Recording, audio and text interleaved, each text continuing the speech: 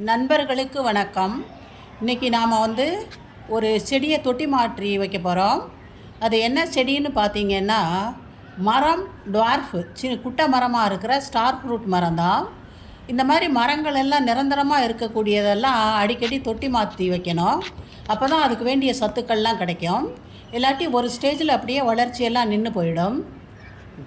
காய்கறி செடிகள் அப்படின்னு சொன்னாக்க அது சீசன் முடிஞ்ச உடனே அதை எடுத்துருவோம். ஆனால் இந்த மாதிரி நிரந்தரமாக இருக்கக்கூடிய மரங்களுக்கெல்லாம் அப்பப்போ நாம் தொட்டி மாற்றி தான் ஆகணும். இந்த ஸ்டார் ஃப்ரூட் மரம் பல தடவை நீங்கள் பார்த்துருக்கலாம். இங்கே அநேக காய்கள், நூற்றுக்கணக்கில் காய்கள் காய்ச்ச மரம் இது. ஆனால் இப்போ பாருங்கள் எப்படி இலையெல்லாம் வெள்ளையாக இருக்குது. அதே சமயம் சில பிரான்ச்சஸ் எல்லாம் பட்டு கூட போயிடுச்சு, அதெல்லாம் ஒடிச்சு போட்டுட்டோம்.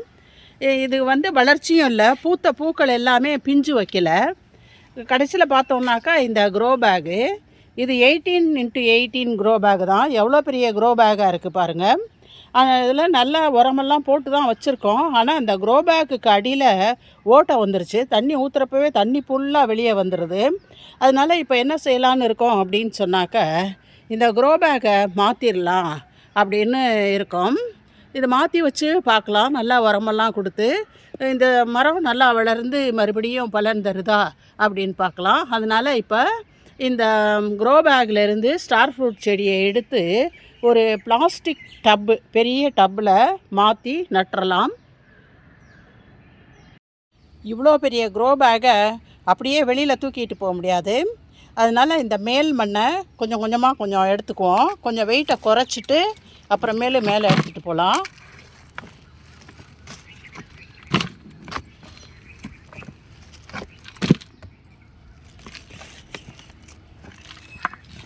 இந்த மாதிரி மேல் மண்ணெல்லாம் எடுத்துக்குவோம்.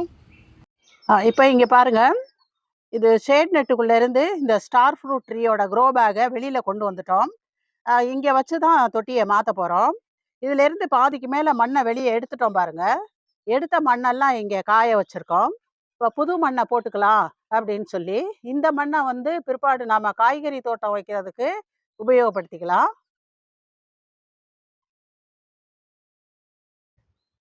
இப்போ வாங்க பார்க்கலாம். இந்த இந்த பிளாஸ்டிக் டப்பில் தான் இப்போ மாற்றி வைக்க போகிறோம். இது பாருங்கள், 25 லிட்டர் இது. இதில் தான் இப்போ மாற்றி வைக்க போகிறோம். இங்கே மண்கலவை தயார் பண்ணுறதுக்கு இங்கே பாருங்கள் எல்லாம் போட்டு வச்சுருக்கோம். தோட்டத்து மண், அடுத்து இலை மக்கு உரம், இது இலை மக்கு உரம், இது கிச்சன் வேஸ்ட் கம்போஸ்ட்டு, கொஞ்சம் செம்மண் போட்டுக்கலாம். இங்கே செம்மண் எடுத்து வச்சுருக்கோம். இந்த செம்மண்ணையும் இதுக்கு மேலே போட்டுக்கலாம் கொஞ்சம் ஃப்ரெஷ்னஸ்க்காக. அடுத்து நாம் இங்கேருந்து இது பாருங்கள், உயிரி உரம் போட போகிறோம். எல்லாம் 5 இதையும் கலந்து வச்சுருக்கேன். Pseudomonas, phosphobacteria, potash bacteria, trichomonas viride, azospirillum எல்லாம் இதில் போட்டு வச்சுருக்கோம். எல்லாம் இதுங்களையும் இதில் போட்டுக்குவோம். அடுத்து வேப்பம் புண்ணாக்கு, இந்த வேப்பம் புண்ணாக்கையும் இதில் போட்டுக்கலாம். இப்போ மண் கலவையை கலந்து வச்சுட்டு நம்ம அடுத்தது செடியை வெளியே எடுக்கலாம்.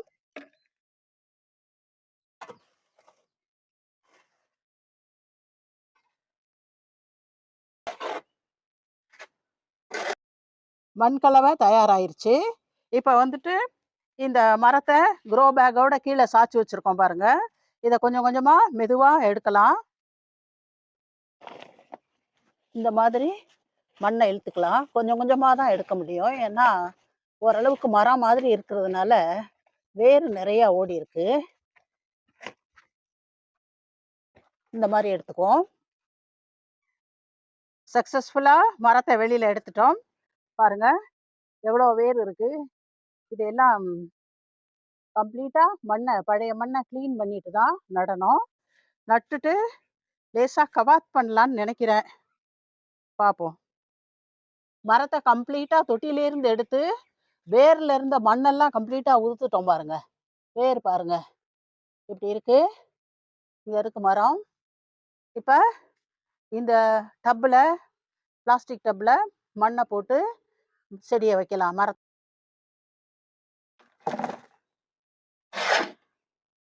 அடியில் மண் போடுறோம் பாருங்கள். இந்த மண் கலவையில் நாங்கள் கோகோ பீட் போடலை. ஏன்னா மரங்களுக்கெல்லாம் கோகோ பீட் போட்டால் அது சீக்கிரம் உக்காந்துருது.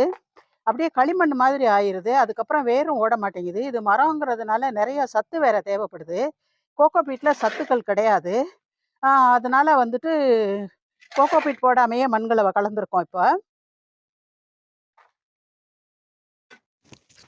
பாதி அளவுக்கு மண்கலவை போட்டுட்டோம். போட்டுட்டு இப்போ மரத்தை அது மேலே எடுத்து வைக்கணும் பாருங்கள், மண்ணுக்கு மேலே சரியாக இருக்கான்னு பார்க்குறதுக்காக. இல்லை மண்கலவை வந்து இன்னும் கொஞ்சம் இறக்கிக்குவோம். இப்போ பாருங்கள் மரத்தை வச்சாச்சு. இது நல்லா சரியாக இருக்கும் அப்படின்னு நினைக்கிறோம். மேலேயும் மண்ணை போட்டு மூடிடலாம். இப்போ மேலே மண் போட்டு ஃபில்லப் பண்ணிக்கிட்டு இருக்கோம். அடுத்து மரத்தை கொண்டு போய் வைக்க வேண்டிய இடத்துல வச்சிடலாம். இப்போ இதை கொண்டு வந்து ப்ராப்பராக அதோட பிளேஸில் வச்சாச்சு. இப்போ ஃபைனல் ஸ்டேஜு தண்ணி ஊற்றுறோம். தண்ணி ஊற்றினோன்னா மண் கொஞ்சம் இறங்கும். ஏன்னா வந்து வேரெல்லாம் கம்ப்ளீட்டாக வேரில் இருந்த மண்ணை எடுத்துட்டோம். அதனால இறங்கின உடனே இன்னும் கொஞ்சம் மேலே மண் போட்டு தண்ணி ஊற்றலாம். இப்போதைக்கு இது இறங்கட்டும். கொஞ்சம் தண்ணி கீழே இறங்கிருச்சு பாருங்க, அதனால மேலே மண் போட்டுக்கலாம்.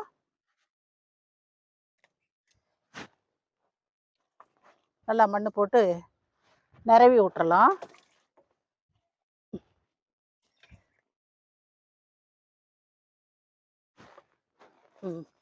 போட்டாச்சு.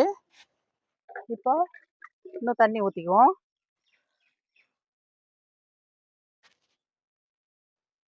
பாருங்க தண்ணி ஊற்றணும், தரையில் தண்ணி வடிய ஆரம்பிச்சிருச்சுங்க. அதனால நம்ம சக்ஸஸ்ஃபுல்லாக இந்த ஸ்டார் ஃப்ரூட் ஸ்டேடியை தொட்டி மாற்றி வச்சுட்டோம். இதுக்கப்புறம் இது எப்படி வளருது அப்படிங்கிறத பார்க்கலாம். பாருங்கள் இலையெல்லாம் வெள்ளையாயிடுச்சு. அதனால தான் ரொம்ப கவலையாக. இப்போ பாருங்கள் எவ்வளோ விகரஸாக காற்றடிக்குது. மழை வரப்போகுது. அதுக்குள்ளே நாங்கள் கீழே ஓடி போயிடுவோம். இந்த வீடியோ பிடிச்சிருந்தாக்கா லைக் பண்ணுங்கள், ஷேர் பண்ணுங்கள், கமெண்ட் பண்ணுங்கள், மறக்காமல் சப்ஸ்கிரைப் பண்ணுங்கள். நன்றி, வணக்கம்.